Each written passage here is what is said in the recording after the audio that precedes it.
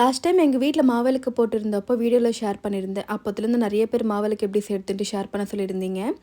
அப்போது நான் பச்சரிசியில் விளக்கு செஞ்சுருந்தேன். இப்போ வந்து தினை மாவு அரிசியில் தான் விளக்கு செய்ய போகிறேன். ஏன்னா முருகருக்கு தினை மாவு அரிசினா ரொம்ப பிடிக்கும். அதுவும் இல்லாமல் தைப்பூசமெல்லாம் வரப்போகுதில்ல. நான் இன்றைக்கி 1 கப் அளவுக்கு தினை அரிசி எடுத்திருக்கேன். 3 to 4 டைம்ஸ் நல்லா வாஷ் பண்ணிட்ட பிறகு ஒரு 4 மணி நேரம் ஊற வச்சு எடுத்துக்கலாம். இப்போ அரிசியில் இருக்கிற தண்ணியெல்லாம் வடிச்சிட்டு ஒரு ட்ரை கிளாத்தில் அரிசி சேர்த்துட்டு அரிசி வந்து நல்லா பொடியாக இருக்கணும். எங்கேயுமே ஈரப்பதம் இருக்காத அளவுக்கு நல்லா காய வச்சு எடுத்துக்கலாம். இந்த அளவுக்கு நல்லா ட்ரையாக இருந்தால் அரிசி வந்து நல்லா அரைப்படும். மிக்ஸி ஜாரில் சேர்த்துட்டு இது கூட 2 ஏலக்காய் சேர்த்துட்டு நல்லா நைஸாக அரைச்சி எடுத்துக்கணும். இப்போது இந்த மாவில் கொஞ்சமாக வெல்லம் சேர்த்துக்கணும். நான் வந்து பொடி பண்ணி வச்சுருக்க வெல்லம் சேர்த்துருக்கேன். நான் 2 டேபிள் ஸ்பூன் அளவுக்கு சர்க்கரை சேர்த்துருக்கேன். ஏன்னா இதுவே இனிப்பு கரெக்டாக இருக்கும். ஏன்னா இது கூட கொஞ்சமாக தேன் கலந்து தான் நான் மாவிளக்கு பிடிக்க போகிறேன். ஏன்னா முருகருக்கு தேனுன்னா ரொம்ப பிடிக்குன்றதுனால நான் எப்பயுமே தேன் கலந்து சேர்த்துப்பேன்.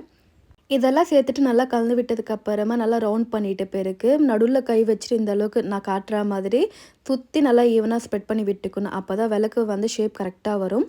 அவ்வளோதான், நம்மளோட மாவிளக்கு ரெடி ஆகிடுச்சு. ரொம்ப சிம்பிளாக செஞ்சு முடிச்சிடலாம். நீங்களும் இந்த தைப்பூசத்துக்கு ட்ரை பண்ணி பாருங்கள்.